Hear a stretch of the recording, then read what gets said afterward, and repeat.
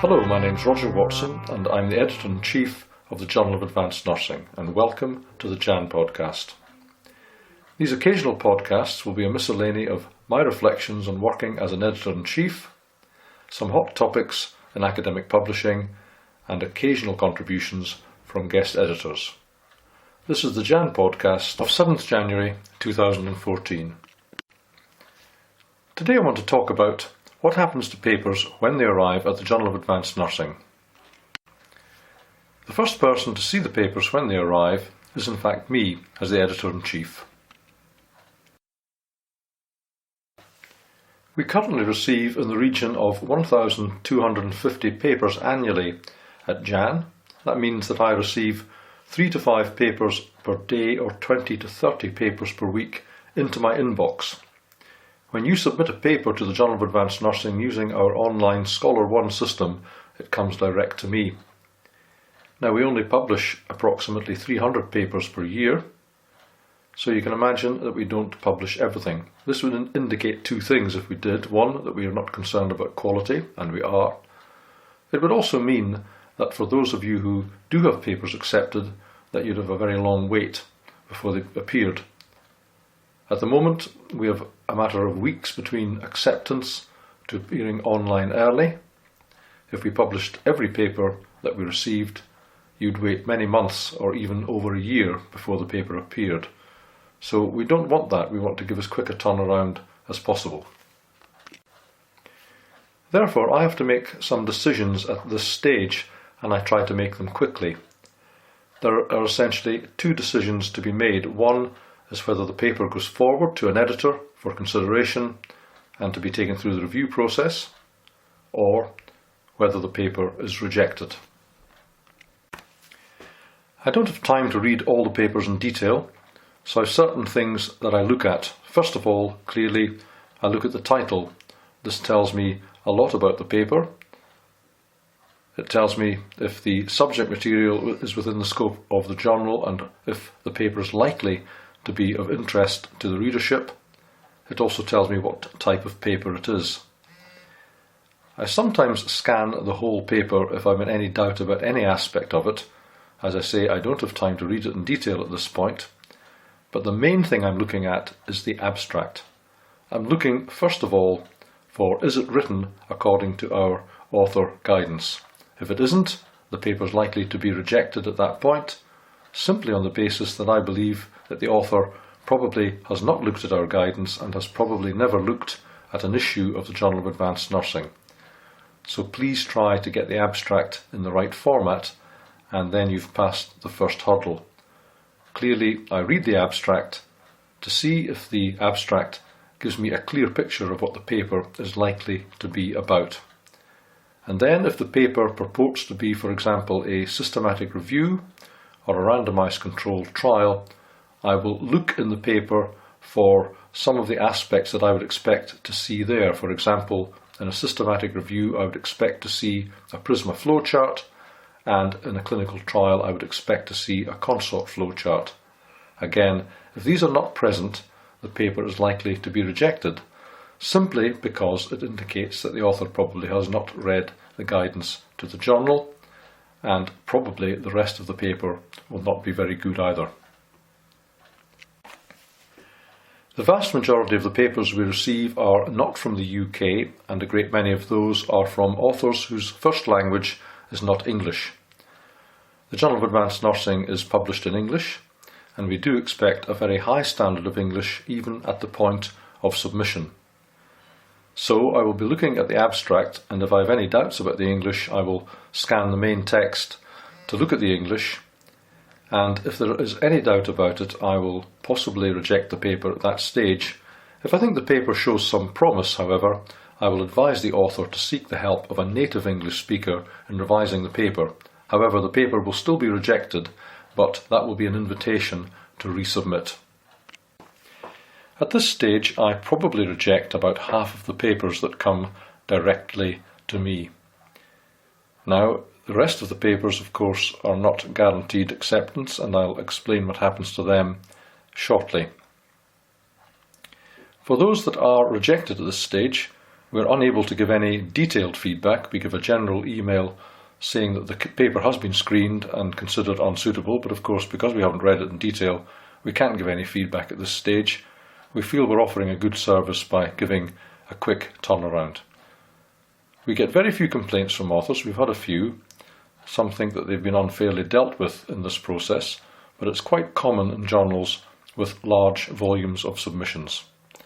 I once submitted a paper to the British Medical Journal late on a Friday afternoon.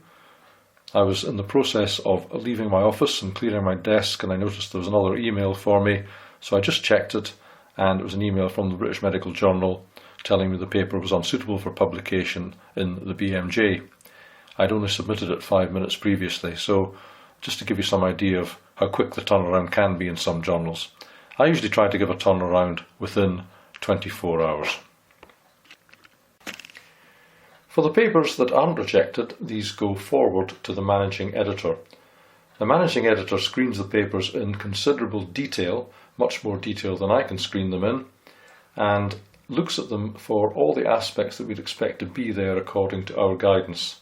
Occasionally papers can be rejected at this stage, but more often than not, before they proceed further into the process, you'll be asked to revise the paper if it has any deficiencies, and then it will be put back into the system. Once it's ready to go forward, the managing editor assigns reviewers to the paper based on the keywords and the specific areas of interest of reviewers as expressed in their keywords. These are matched up, and then the reviews and the paper then go forward, once the papers have been reviewed, to one of our editors, who then takes over the process. The editors will then consider the papers and consider the reviews, and this is really the crucial stage in the process. This is the stage at which the paper will be accepted or rejected or put forward for further revision, and we usually allow one cycle of revision. So based on what the reviewers have said, the editor may decide at this stage to reject the paper. The paper will then be sent back to you with an email, and the reviewer comments will be included, so you will receive feedback at this stage. Alternatively, the editor may ask you for revisions. This is the most common course, and again the reviewer comments will come back, sometimes supplemented by comments from the editor instructing you on what to do, and you should revise the paper as thoroughly as possible. We can talk about revising papers in a future podcast. Here I'm just concerned with the process, and if the paper comes back from the author and the reviewer's comments have been addressed adequately and the editor's happy with the paper, then it will be put forward for possible acceptance, and it comes back at that point to me as editor-in-chief, and I make the final decision about whether the paper will or will not be accepted. The vast majority of the decisions at this stage, of course, because my editors are very good and very thorough, will be that the paper will be accepted. However, the process isn't finished there, because I will then edit the paper and send it back to you again for final checking before the paper comes back to me from you in its final manuscript state, which is then finally accepted and sent off to production. The process after that is that you will receive a proof from production, and you should correct this proof if there are any deficiencies in it and send it back as quickly as possible. All of this is done online. I also correct the proof, and then once the proof is in its final state, when everyone's happy with it, it will be put online early, and the paper at this point is fully published. Finally, I do have one other option open to me earlier in the process when I first received the paper, which I haven't covered yet. And this is an option to offer you the possibility of submitting the paper to one of our online open access journals, in this case Nursing Open. And several nursing journals feed in to Nursing Open. Here we send papers which we think might have some chance of being published but are not suitable for our journals, and by not suitable we mean that we think they're unlikely to get through the reviewing process. We don't mean that there's anything inherently wrong with the papers, but we know that there are better papers in the system. So we offer you the opportunity to send it to Nursing Open. I just wanted to tell you something about the process that happens if a paper goes to Nursing Open and what open access publishing means. If a paper goes forward to Nursing Open, and I'm the editor of Nursing Open, so I know what the process is, a very similar process to the one that takes place in Jan takes place here. I screen the papers for their suitability for publication in Nursing Open. If I don't think they're suitable or they're unlikely to make it through the review and editorial process, I will reject them. The editors can do the same with the papers that they receive. Sometimes the papers come in with reviews from the other journals. The editors can take the advice of these reviews or not as they see fit. They can request other reviews, and they can make a decision on that paper based on their own impression of the paper, the reviews they receive, and if the paper requires revision, on how well the author deals with those revisions. The important point to note is that at no stage are the editors involved in the pay to publish process, and the pay to publish process only kicks in once a paper is accepted. So we're not sending papers to Nursing Open simply as a money-making exercise. We're sending them to Nursing Open where they undergo the same rigorous process as they would in other journals, but I have to say with less pressure on space. Nursing Open's very new, and of course being online, we don't have the same pressures of space even if it grows. And the pay to publish process takes place after the acceptance decision has been made, and this is handled by the publishers. So the editorial and the pay to publish processes are quite separate.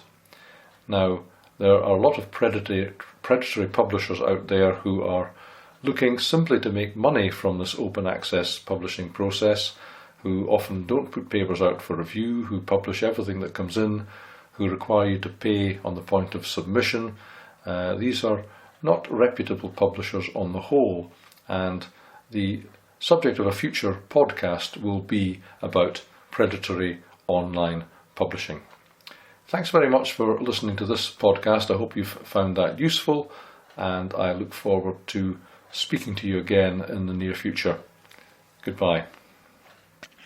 This podcast was produced in association with youpublicationslimited.com.